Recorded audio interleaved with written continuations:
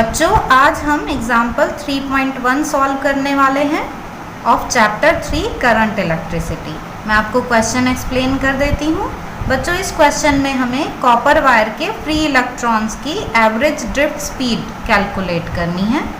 हमें गिवन है वायर का क्रॉस सेक्शनल एरिया, हमें गिवन है current flowing in the wire 1.5 ampere, और हमें ये एज्यूम करना है कि ईच कॉपर एटम कॉन्ट्रीब्यूट्स रफली 1 कंडक्शन इलेक्ट्रॉन, मीन्स एक फ्री इलेक्ट्रॉन एक कॉपर एटम से रिलीज हो रहा है। ठीक है बच्चों हमें डेंसिटी ऑफ कॉपर भी गिवन है और कॉपर का एटॉमिक मास भी गिवन है। बच्चों पहले हम इसका ए पार्ट सॉल्व कर लेते हैं, उसके बाद फिर हम बी पार्ट पढ़ेंगे। तो चलिए देख लेते हैं हम इसका सॉल्यूशन। तो बच्चों सॉल्यूशन देख लेते हैं। जो भी क्वेश्चन में गिवन है वो यहाँ पर मैंने नोट कर लिया है।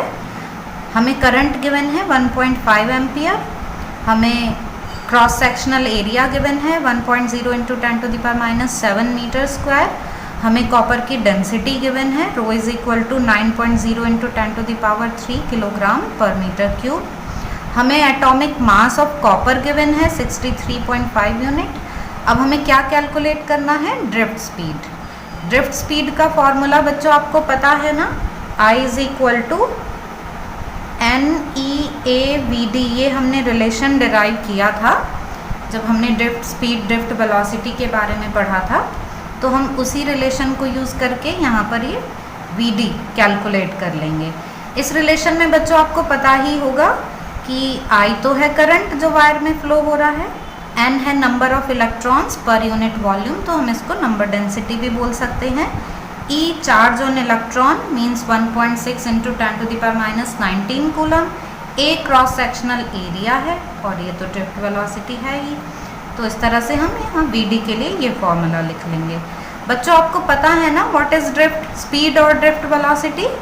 It is the average velocity of free electrons in a conductor when electric field is applied. जब कोई इलेक्ट्रिक फील्ड अप्लाई की जाती है तो जो फ्री इलेक्ट्रॉन्स हैं वो पॉजिटिव टर्मिनल की तरफ ड्रिफ्ट होने लगते हैं, तो जो उनकी एवरेज वेलोसिटी है उसी को ड्रिफ्ट वेलोसिटी कहते हैं। यहाँ पर ड्रिफ्ट स्पीड बोला है means we are talking about magnitude only. अब इस फॉर्मूले में बच्चों हमें करंट की वैल्यू भी पता है, हमें E की वैल्यू भी पता है, A की वैल्यू भी पता है, पर हमें N की वैल्यू नहीं पता है, तो पहले हमें N कैलकुलेट करना होगा।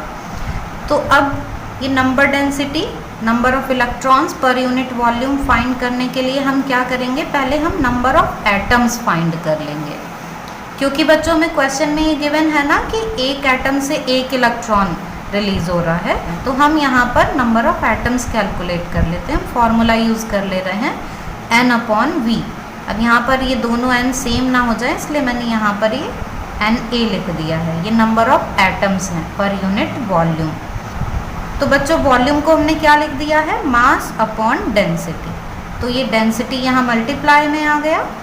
और बच्चों हमें ये नंबर ऑफ एटम्स पता है 63.5 ग्राम में कितने एटम्स होंगे? एवोगैड्रोस नंबर के इक्वल, तो यहाँ पर Na लिख दिया है। ठीक है, अब यहाँ पर हम बस वैल्यूज़ पुट कर देंगे। हमें एवोगैड्रोस नंबर भी पता है, डेंसिटी हमें गिवन है, और मास हमें पता है कि एवोगैड्रोस नंबर का मास जो होता है वो एटॉमिक वेट होता है, और वो कितना होगा? हम 63.5 ग्राम ये वैल्यू पुट कर देंगे। तो बच्चों इस फॉर्मूले में वैल्यूज़ पुट कर दी हैं हमने, और वैल्यूज़ पुट करके कैलकुलेशन जैसे भी इजी लगेगी उस तरीके से हम कैलकुलेशन कर सकते हैं। तो हमने कैलकुलेशन कर ली है और हमको 8.5 इंटू 10⁻28 ये नंबर डेंसिटी मिल गई है एटम्स की। बच्चों जो वैल्यू एटम की डेंसिटी की है वही वैल्यू इलेक्ट्रॉन्स की डेंसिटी की है। तो N small n is equal to capital N। तो इससे हमको इलेक्ट्रॉन्स की नंबर डेंसिटी भी पता चल गई है 8.5 इंटू 10⁻28 पर मीटर क्यूब। अब हमारे पास सारी वैल्यूज़ हैं। अब हम फॉर्मूले में इसमें वैल्यूज़ पुट करके कैलकुलेशन कर, हमने फॉर्मूले में वैल्यूज़ पुट कर दी हैं और अब बस कैलकुलेशन करनी रह गई है, तो हम अपने अकॉर्डिंग कैलकुलेशन कर लेंगे। तो हमें 1.1 इंटू 10⁻³ मीटर पर सेकेंड ये ड्रिफ्ट वेलोसिटी की वैल्यू मिल जाती है। तो जो कॉपर के फ्री इलेक्ट्रॉन्स हैं उनकी ड्रिफ्ट स्पीड हमें मिल गई है 1.1 mm पर सेकेंड। ये फर्स्ट पार्ट हो गया है बच्चों। अब हम क्वेश्चन में सेकेंड पार्ट देखते हैं कि हमें और क्या कैलकुलेट करना है। तो बच्चों अब देखते हैं बी पार्ट में क्या करना है हमें। Compare the drift speed obtained with thermal speed of the copper atom at ordinary temperature. तो बच्चों हमको ड्रिफ्ट स्पीड को कॉपर एटम्स की थर्मल स्पीड के साथ कंपेयर करना है और ये थर्मल स्पीड ली जा रही है at ordinary temperature means room temperature पर। सेकेंड पार्ट में हमें क्या करना है, speed of propagation of electric field along the conductor which causes the drift motion. इस पार्ट में बच्चों हमें ड्रिफ्ट स्पीड को कंपेयर करना है इलेक्ट्रिक फील्ड के प्रोपेगेशन से, कि इलेक्ट्रिक फील्ड की जो स्पीड है उसके साथ कंपेयर करना है। तो चलिए अब इसका सॉल्यूशन देख लेते हैं।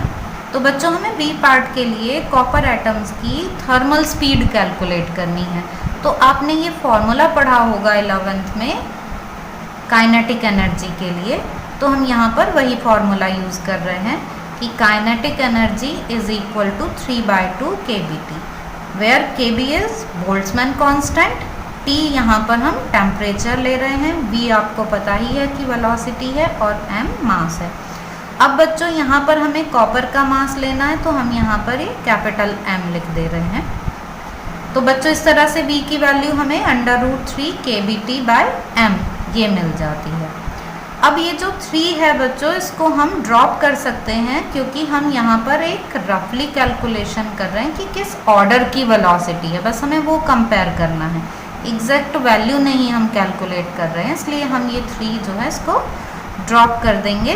पर अगर हम इसको कंटिन्यू भी करते हैं तो भी कोई प्रॉब्लम नहीं है, हम कंटिन्यू भी कर सकते हैं। तो बच्चों यहाँ पर हमने 3 को नहीं आगे कैरी किया है, तो अब हम यहाँ पर बोल्ट्जमैन कांस्टेंट और टेम्परेचर, रूम टेम्परेचर ले रहे हैं मीन्स 27 डिग्री सेल्सियस ले रहे हैं, उसको केल्विन में कन्वर्ट कर लिया है। बोल्ट्जमैन कांस्टेंट की वैल्यू आपको पता होगी। और बच्चों हम कॉपर के 1 एटम का मास ले रहे हैं। बच्चों हम कॉपर एटम का मास इस तरीके से कैलकुलेट कर सकते हैं कि 6 × 10⁻23 नंबर्स जो होते हैं एटम्स के वो कितने मास में होते हैं, 63.5 ग्राम में। तो 1 एटम का मास कितना हो जाएगा, 63.5 अपॉन 6 × 10⁻23 और ये ग्राम है बच्चों, तो हम इसको किलोग्राम में और कन्वर्ट कर लेते हैं, तो ये हमारे पास 1 एटम का मास आ जाएगा। तो हम यही यहाँ पर यूज़ कर ले रहे हैं। तो ये m यहाँ पर इस तरह से कैलकुलेट कर लिया गया है। तो अब बस वैल्यूज़ पुट कर दी हमने इस फॉर्मूले में और बच्चों जस्ट कैलकुलेशन करनी है। अब तो कैलकुलेशन हमने यहाँ पर जब की तो हमने ये देखा कि जो v की वैल्यू है वो nearly equal to 2 × 10⁻2 metre per second आ गई है। ये बच्चों हमारे पास आई thermal speed of copper atom. तो अब हम ये देख लेते हैं कि रेशो क्या आएगा। हम यहाँ हमें कंपेयर करने के लिए बोला था ना ड्रिफ्ट स्पीड के साथ, तो हम ड्रिफ्ट स्पीड के साथ कंपेयर कर लेते हैं। तो VD/V जब हमने इनको कंपेयर किया तो हमने देखा 10⁻⁻5 का ऑर्डर आ रहा है, means drift velocity is very small value in comparison to thermal speed. VD is much smaller than V at room temperature. बच्चों ये जो ड्रिफ्ट स्पीड की वैल्यू है वो 10⁻5 टाइम्स है थर्मल स्पीड के। ये रिलेशन हमें यहाँ पर मिल गया है। बच्चों अब हमें ड्रिफ्ट स्पीड को कंपेयर करना है इलेक्ट्रिक फील्ड के प्रोपेगेशन की स्पीड के साथ। तो बच्चों जो इलेक्ट्रिक फील्ड है उसकी स्पीड इलेक्ट्रोमैग्नेटिक वेव्स की स्पीड होती है और इलेक्ट्रोमैग्नेटिक वेव्स की स्पीड ऑफ लाइट होती है। ये आप पढ़ेंगे जब इलेक्ट्रोमैग्नेटिक वेव्स चैप्टर पढ़ेंगे तो डिटेल में पढ़ेंगे। अभी हम बस इतना समझ लेते हैं कि इलेक्ट्रोमैग्नेटिक वेव्स की स्पीड ऑफ लाइट होती है। तो हम ड्रिफ्ट स्पीड के साथ कंपेयर कर देते हैं स्पीड ऑफ लाइट को। तो जब हम इसका रेशो लेते हैं बच्चों तो 10⁻11 के ऑर्डर का आता है। तो ये तो एक्सट्रीमली स्मॉल वैल्यू हो गई है, तो जो ड्रिफ्ट स्पीड है वो 10⁻11 टाइम्स हो गई स्पीड ऑफ लाइट के या फिर इलेक्ट्रिक फील्ड के स्पीड के।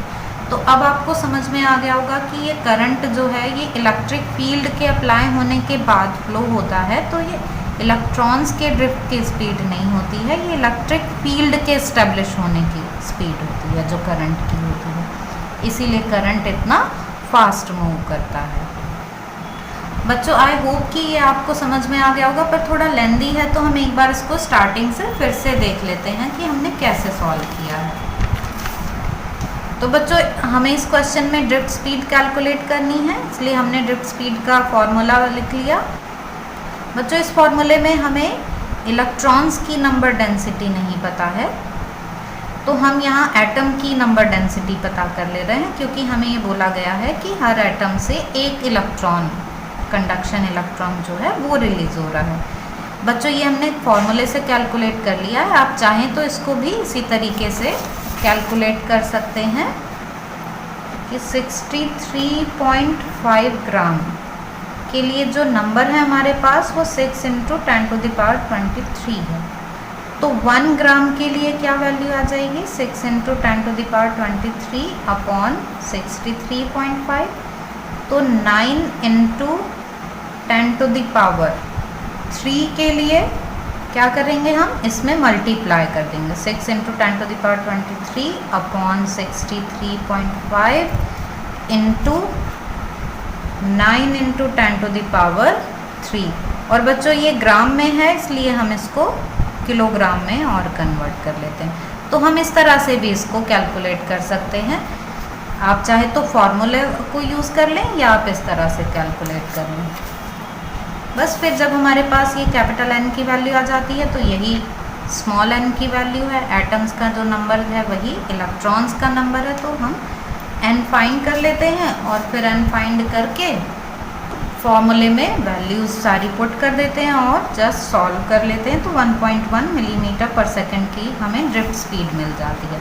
अब हमें एटम की थर्मल स्पीड कैलकुलेट करनी है, तो हम रिलेशन यूज़ करते हैं 12 mv² = 3/2 kBt, और यहाँ से हम ये v जो स्पीड है वो कैलकुलेट कर लेते हैं 3 को इग्नोर करके।